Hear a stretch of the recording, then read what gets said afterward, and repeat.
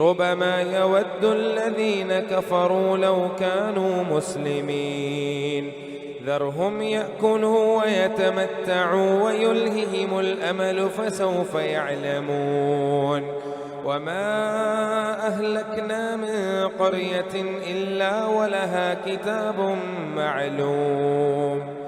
ما تسبق من أمة أجلها وما يستأخرون وقالوا يا أيها الذي نزل عليه الذكر إنك لمجنون لو ما تأتينا بالملائكة إن كنت من الصادقين ما ننزل الملائكة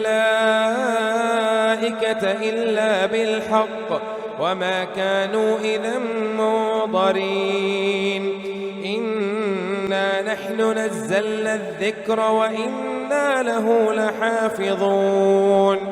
ولقد أرسلنا من قبلك في شيع الأولين وما يأتيهم من رسول إلا كانوا به يستهزئون كذلك نسلكه في قلوب المجرمين لا يؤمنون به وقد خلت سنة الأولين ولو فتحنا عليهم بابا من السماء فظلوا فيه يعرجون لقالوا إنما سكرت أبصارنا بل نحن قوم مسحورون ولقد جعلنا في السماء بروجا وزيناها للناظرين وحفظناها من كل شيطان رجيم إلا من استرق السمع فأتبعه شهاب مبين والأرض مددناها وألقينا فيها رواسي وأنبتنا فيها من كل شيء موزون وجعلنا لكم فيها معايش ومن لستم له برازقين وإن من شيء إلا عندنا خزائنه وما ننزله إلا بقدر معلوم وأرسلنا الرياح لواقح فأنزلنا من السماء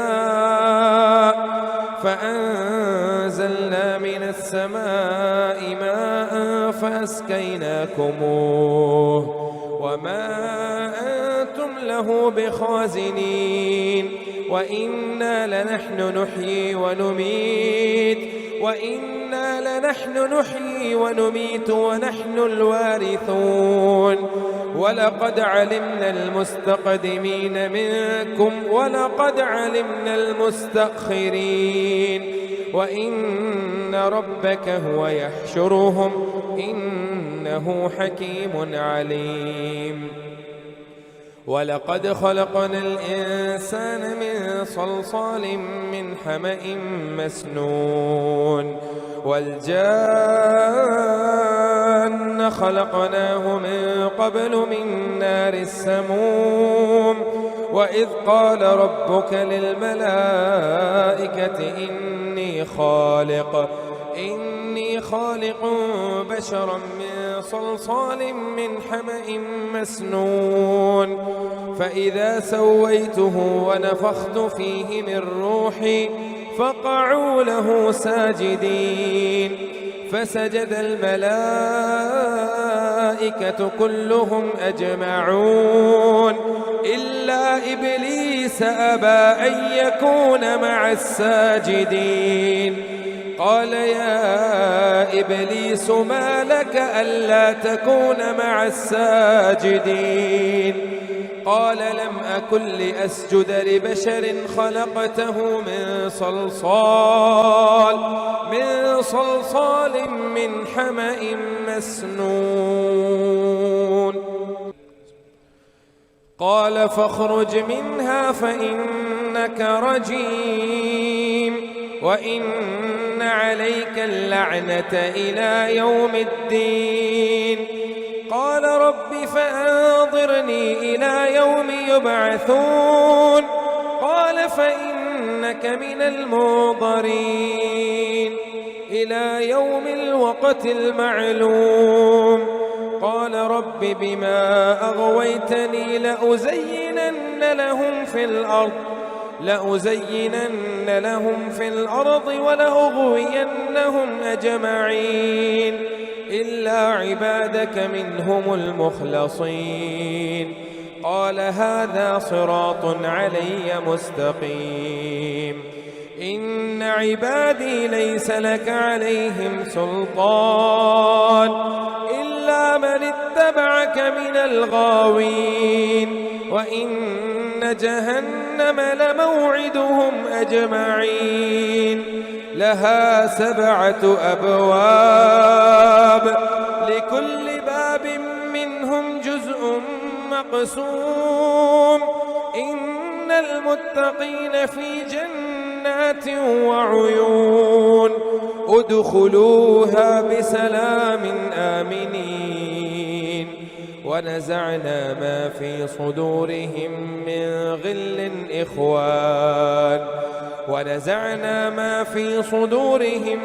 غل إخوانا على سرر متقابلين.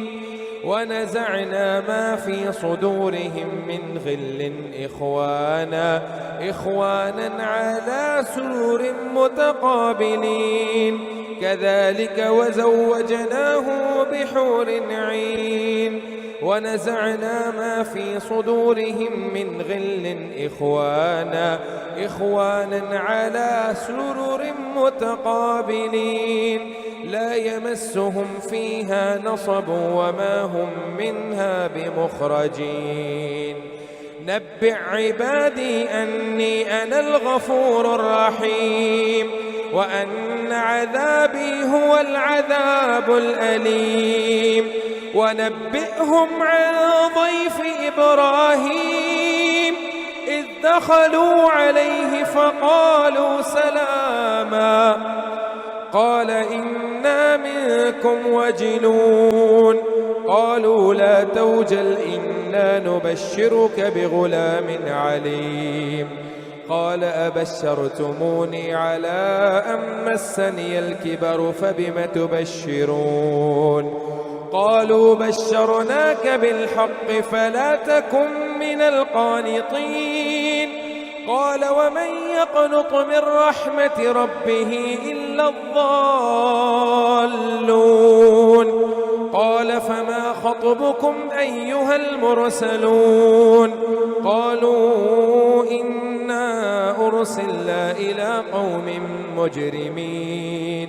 إلا آل لوط إنا لمنجوهم أجمعين إلا امرأته قدرنا إنها لمن الغابرين. فلما جاء آل لوط المرسلون قال إنكم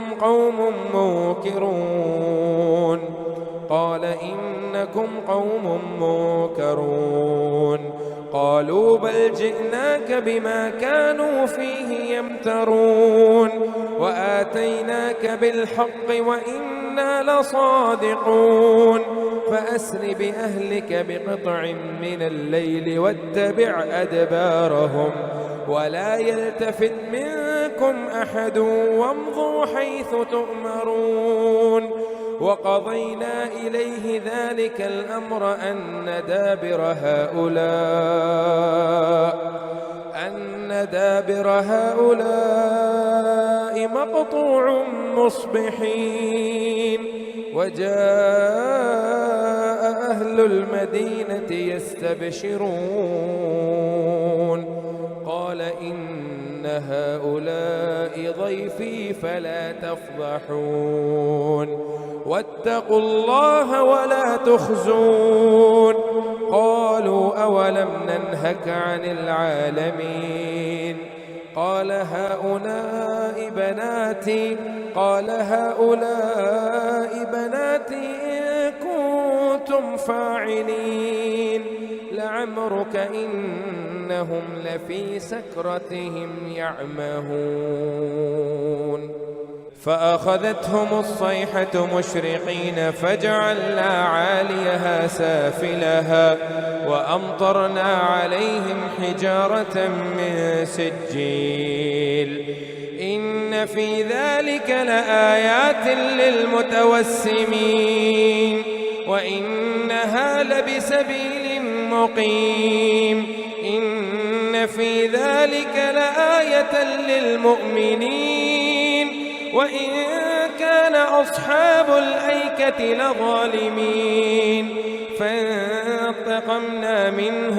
فانتقمنا منهم وإنهما لبإمام مبين ولقد كذب أصحاب الحجر المرسلين وآتيناهم آياتنا فكانوا عنها معرضين وكانوا ينحتون من الجبال بيوتا آمنين فأخذتهم الصيحة مصبحين فما أغنى عنهم ما كانوا يكسبون وما خلقنا السماوات والأرض وما بينهما إلا بالحق وإن الساعة لآتية فاصفح الصفح الجميل إن ربك هو الخلاق العليم ولقد آتيناك 7 من المثاني والقرآن العظيم ولا تمدن عينيك إلى ما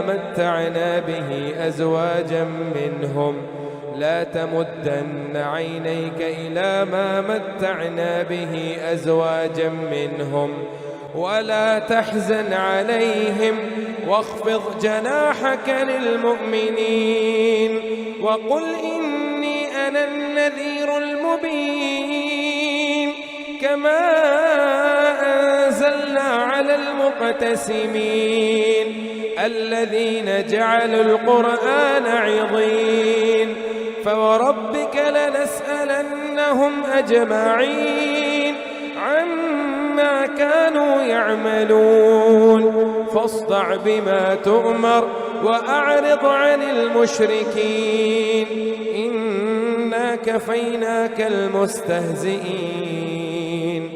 الذين يجعلون مع الله إلها آخر فسوف يعلمون ولقد نعلم أنك يضيق صدرك بما يقولون فسبح بحمد ربك وكن من الساجدين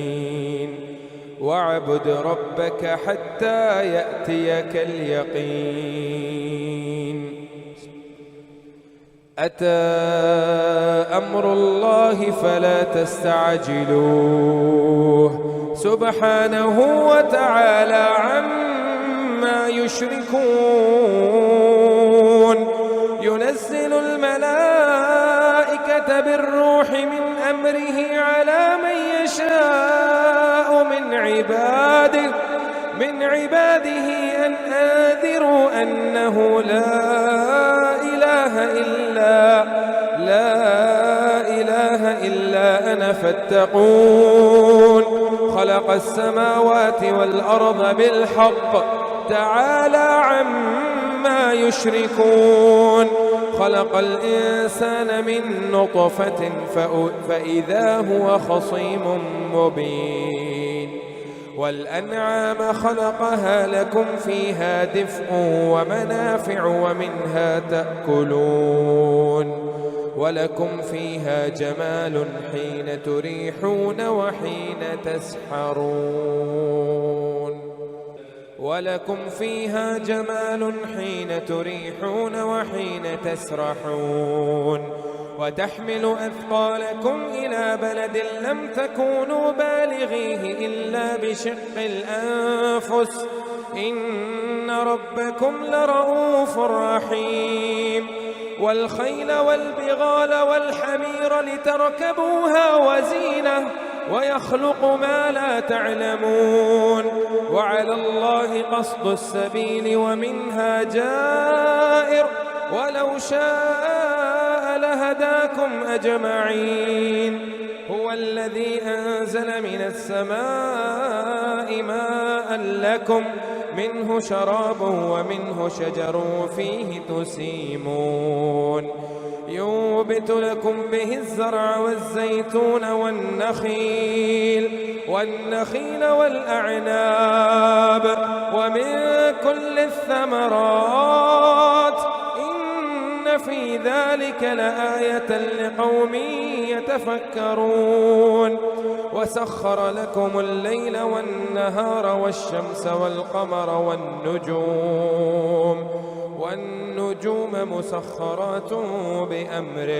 والنجوم مسخرات بأمره إن في ذلك لآيات لقوم يعقلون وما ذرأ لكم في الأرض مختلفا ألوانه إن في ذلك لآية لقوم يذكرون وهو الذي سخر البحر لتأكلوا منه لحما طريا وتستخرجوا منه حلية تلبسونها وترى الفلك مواخر فيه ولتبتغوا من فضله ولعلكم تشكرون وألقى في الأرض رواسي أن تميد بكم وأنهارا وسبلا لعلكم تهتدون وعلامات وبالنجم هم يهتدون أفمن يخلق كمن لا يخلق أفلا تذكرون وإن تعدوا نعمة الله لا تحصوها إن الله لغفور رحيم والله يعلم ما تسرون وما تعلنون والذين يدعون من دون الله لا يخلقون شيئا وهم يخلقون أموات غير أحياء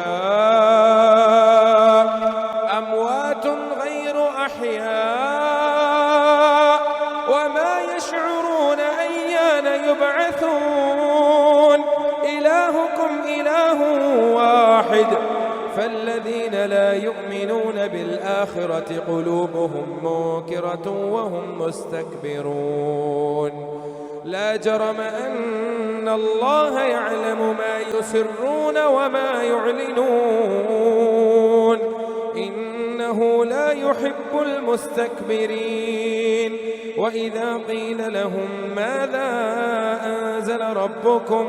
وإذا قيل لهم ماذا أنزل ربكم قالوا أساطير الأولين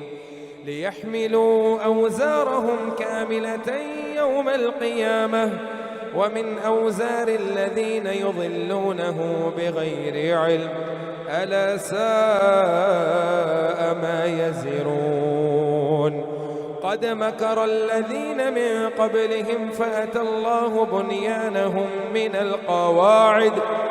القواعد فخر عليهم السقف من فوقهم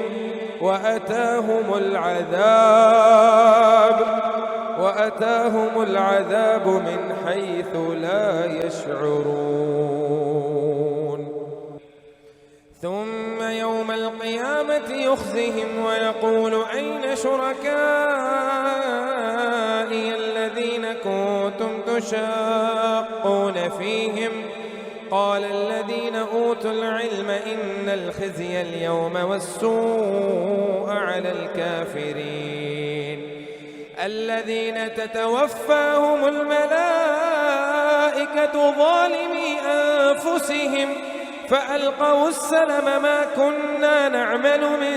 سوء بلى إن الله عليم بما كنتم تعملون فادخلوا أبواب جهنم خالدين فيها فلبئس مثوى المتكبرين وقيل للذين اتقوا ماذا أنزل ربكم قالوا خيرا للذين أحسنوا في هذه الدنيا حسنة ولدار الآخرة خير ولنعم دار المتقين جنات عدن يدخلونها تجري من تحتها الأنهار لهم فيها ما يشاءون كذلك يجزي الله المتقين الذين تتوفاهم الملائكة طيبين يقولون سلام عليكم ادخلوا الجنة بما كنتم تعملون هل ينظرون إلا أن تأتيهم الملائكة أو يأتي أمر ربك هل ينظرون إلا أن تأتيهم الملائكة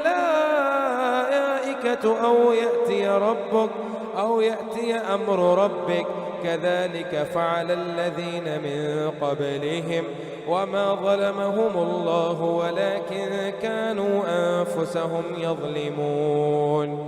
فأصابهم سيئات ما عملوا وحاق بهم ما كانوا به يستهزئون وقال الذين أشركوا لو شاء الله ما عبدنا من دونه من شيء نحن ولا آباؤنا ولا حرمنا من دونه من شيء كذلك فعل الذين من قبلهم فهل على الرسل إلا البلاغ المبين ولقد بعثنا في كل أمة رسولا أن اعبدوا الله واجتنبوا الطاغوت فمنهم من هدى الله ومنهم من حقت عليه الضلالة فسيروا في الأرض فانظروا كيف كان عاقبة المكذبين إن تحرص على هداهم فإن الله لا يهدي من يضل وما لهم من ناصرين وأقسموا بالله جهد أيمانهم لا يبعث الله من يموت بلى وعدا عليه حقا ولكن أكثر الناس لا يعلمون ليبين لهم الذي يختلفون فيه وليعلم الذين كفروا أنهم كانوا كاذبين إنما قولنا لشيء إذا أردناه أن نقول له كن فيكون والذين هاجروا في الله من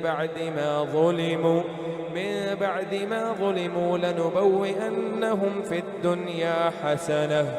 ولأجر الآخرة أكبر لو كانوا يعلمون الذين صبروا وعلى ربهم يتوكلون وما أرسلنا من قبلك إلا رجالا نوحي إليهم فاسألوا أهل الذكر إن كنتم لا تعلمون بالبينات والزبر وأنزلنا إليك الذكر لتبين للناس ما نزل إليهم ولعلهم يتفكرون أفأمن الذين مكروا السيئات أن يخسف الله بهم الأرض أو يأتيهم العذاب من حيث لا يشعرون أو يأخذهم في تقلبهم فما هم بمعجزين أو يأخذهم على تخوف فإن ربكم لرؤوف رحيم أولم يروا إلى ما خلق الله من شيء يتفيأ ظلاله عن اليمين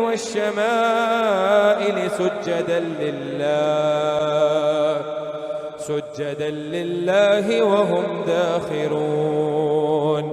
ولله يسجد ما في السماوات وما في الأرض من دابة والملائكة وهم لا يستكبرون يخافون ربهم من فوقهم ويفعلون ما يؤمرون. يخافون ربهم من فوقهم ويفعلون ما يؤمرون. وقال الله لا تتخذوا إلهين اثنين إنما هو إله واحد فإياي فارهبون. وله ما في السماوات والأرض وله الدين واصبا أفغير الله تتقون. وما بكم من نعمة فمن الله ثم إذا مسكم الضر فإليه تجأرون. ثم إذا كشف الضر عنكم إذا فريق منكم بربهم يشركون ليكفروا بما آتيناهم فتمتعوا فسوف تعلمون. ويجعلون لما لا يعلمون نصيبا مما رزقناهم تالله لتسألن عما كنتم تفترون. ويجعلون لله البنات سبحانه ولهم ما يشتهون. وإذا بشر أحده بالأنثى ظل وجهه مسودا وهو كظيم يتوارى من القوم من سوء ما بشر به أيمسكه على هون أم يدسه في التراب ألا ساء ما يحكمون. للذين لا يؤمنون بالآخرة مثل السوء ولله المثل الأعلى وهو العزيز الحكيم. ولو يؤاخذ الله الناس بظلمهم ما ترك عليها من دابة ولكن يؤخرهم إلى أجل مسمى إذا جاء أجلهم فلا يستأخرون ساعة فإذا جاء أجلهم لا يستأخرون ساعة ولا يستقدمون. ويجعلون لله ما يكرهون وتصف ألسنتهم الكذب أن لهم الحسنى لا جرم أن لهم النار وأنهم مفرطون. تالله لقد أرسلنا إلى أمم من قبلك فزين لهم الشيطان أعمالهم فهو وليهم اليوم ولهم عذاب أليم. وما أنزلنا عليك الكتاب إلا لتبين لهم الذي اختلفوا فيه وهدى ورحمة لقوم يؤمنون. والله أنزل من السماء ماء فأحيا به الأرض بعد موتها إن في ذلك لآية لقوم يسمعون. وإن لكم في الأنعام لعبرة نسقيكم مما في بطونه من بين فرث ودم لبنا خالصا سائغا للشاربين. ومن ثمرات النخيل والأعناب تتخذون منه سكرا ورزقا حسنا إن في ذلك لآية لقوم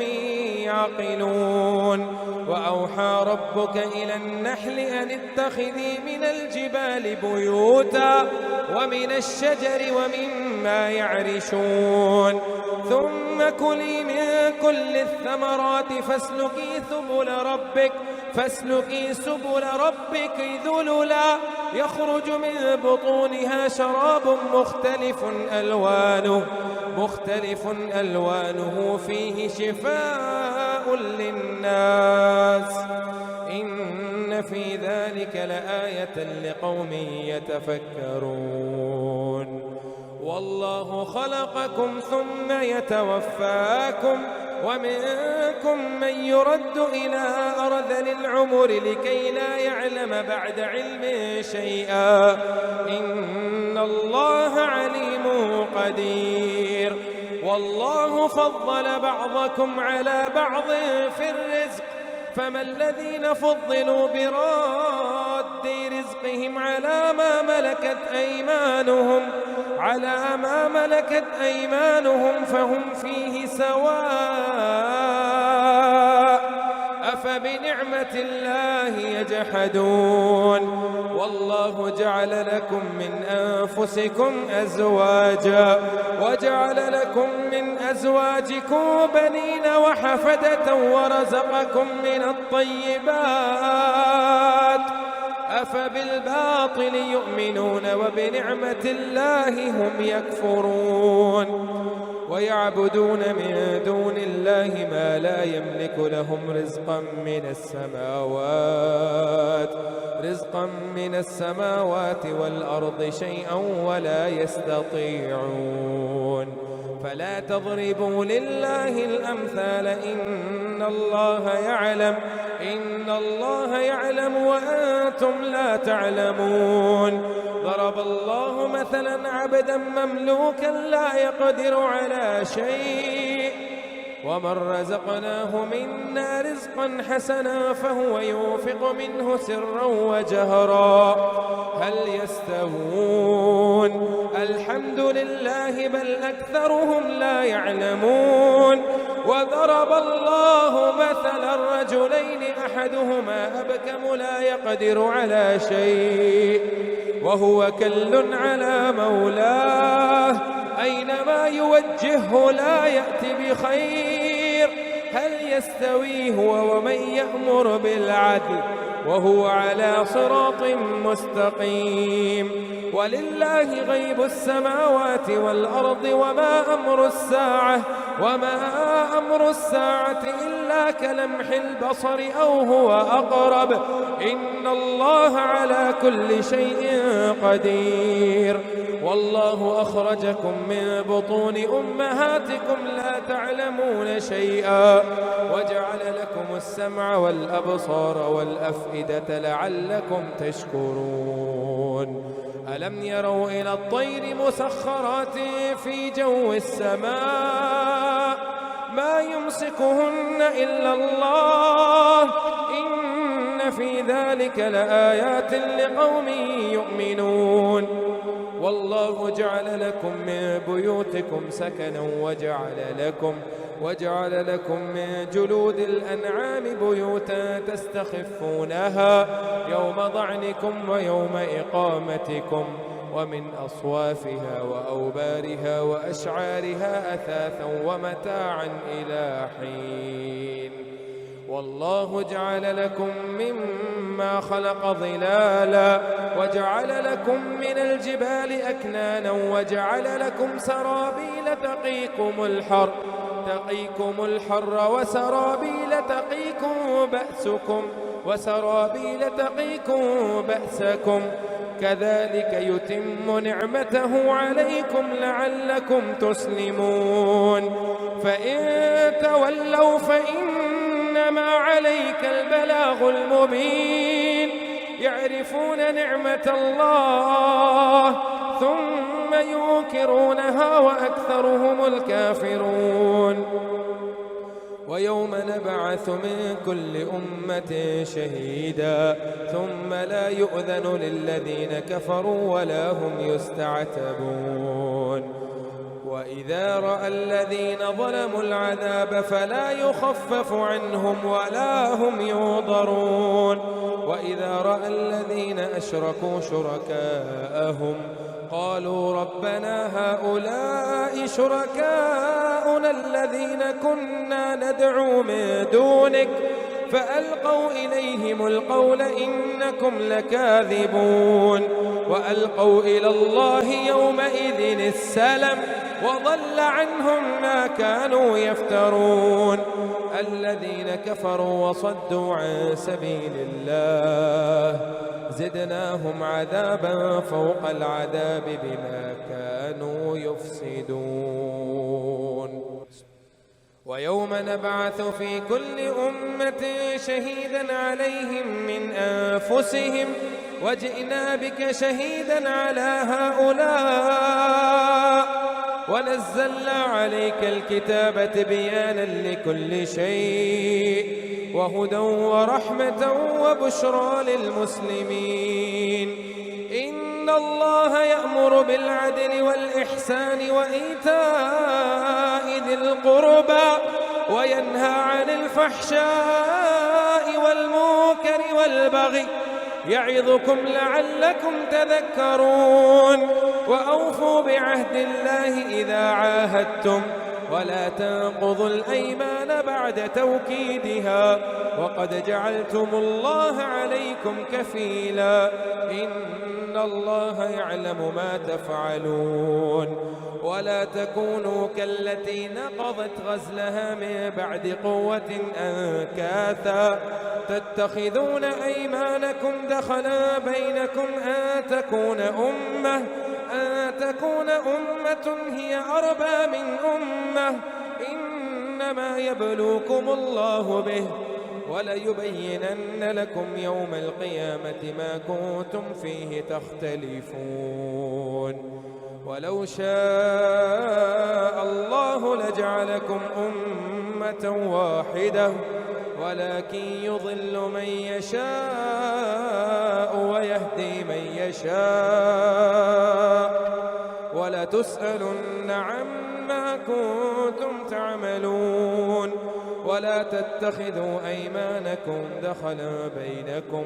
ولا تتخذوا أيمانكم دخلا بينكم فتزل قدم بعد ثبوتها وتذوقوا السوء بما صددتم عن سبيل الله ولكم عذاب عظيم ولا تشتروا بعهد الله ثمنا قليلا إنما عند الله هو خير لكم إن كنتم تعلمون ما عندكم ينفد وما عند الله باق ولنجزين الذين صبروا أجره بأحسن ما كانوا يعملون من عمل صالحا من ذكر أو أنثى وهو مؤمن فلنحيينه حياة طيبة ولنجزينهم أجره بأحسن ما كانوا يعملون فإذا قرأت القرآن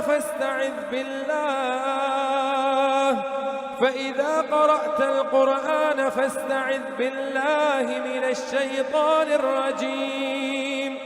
إنه ليس له سلطان على الذين آمنوا وعلى ربهم يتوكلون إنما سلطانه على الذين يتولونه والذين هم به مشركون وإذا بدلنا آية مكان آية والله أعلم بما ينزل قالوا إنما أنت مفتر بل أكثرهم لا يعلمون قل نزله روح القدس من ربك بالحق ليثبت الذين آمنوا وهدى وبشرى للمسلمين ولقد نعلم أنهم يقولون إنما يعلمه بشر لسان الذي يلحدون إليه أعجمي وهذا لسان عربي مبين إن الذين يؤمنون بآيات الله ولقد نعلم أنهم يقولون إنما يعلمه بشر لسان الذي يلحدون إليه أعجمي وهذا لسان عربي مبين. إن الذين لا يؤمنون بآيات الله لا يهديهم الله ولهم عذاب أليم. إنما يفتري الكذب الذين لا يؤمنون بآيات الله وأولئك هم الكاذبون. من كفر بالله من بعد إيمانه إلا من أكره وقلبه مطمئن بالإيمان، ولكن من شرح بالكفر صدرا فعليهم غضب من الله ولهم عذاب عظيم. ذلك بأنهم استحبوا الحياة الدنيا على الآخرة وأن الله لا يهدي القوم الكافرين. أولئك الذين طبع الله على قلوبهم وسمعهم وأبصارهم وأولئك هم الغافلون. لا جرم أنهم في الآخرة هم الأخسرون. لا جرم أنهم في الآخرة هم الخاسرون. ثم إن ربك للذين هاجروا من بعد ما فتنوا ثم جاهدوا وصبروا إن ربك من بعدها لغفور رحيم. يوم تأتي كل نفس تجادل عن نفسها وتوفى كل نفس ما عملت وهم لا يظلمون. وضرب الله مثلا قرية كانت آمنة مطمئنة يأتيها رزقها رغدا من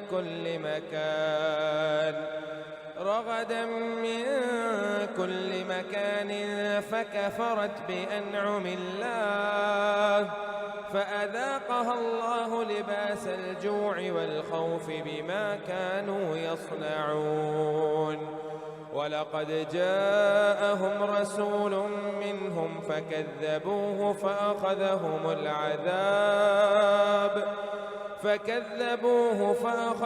العذاب وهم ظالمون.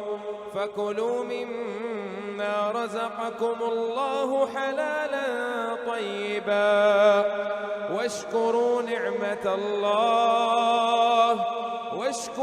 نعمة الله إن كنتم إياه تعبدون.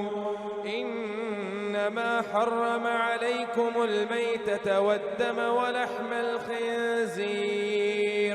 وما أهل لغير الله به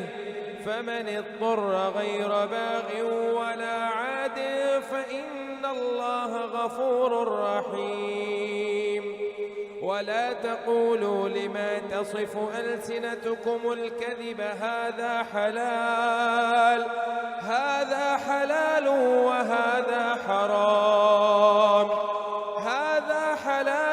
وهذا حرام لتفتروا على الله الكذب. إن الذين يفترون على الله الكذب لا يفلحون. متاع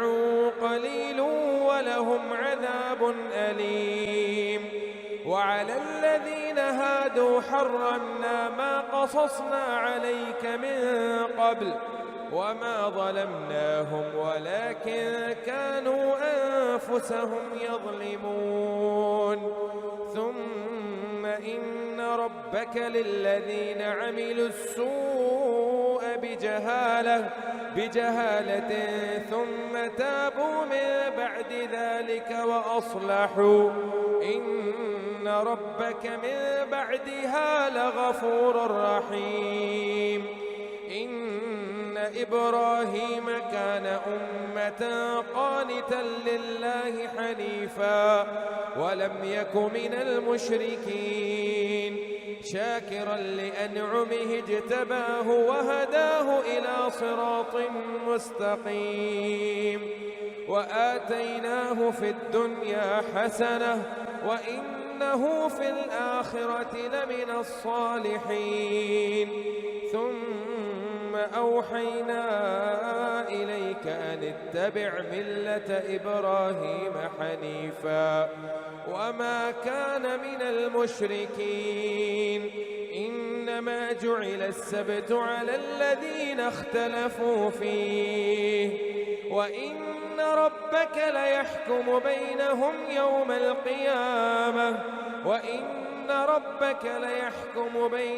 يوم القيامة فيما كانوا فيه يختلفون. ادع إلى سبيل ربك بالحكمة والموعظة الحسنة وجادلهم بالتي هي أحسن إن ربك هو أعلم بمن ضل عن سبيله وهو أعلم بالمهتدين. وإن عاقبتم فعاقبوا بمثل ما عوقبتم به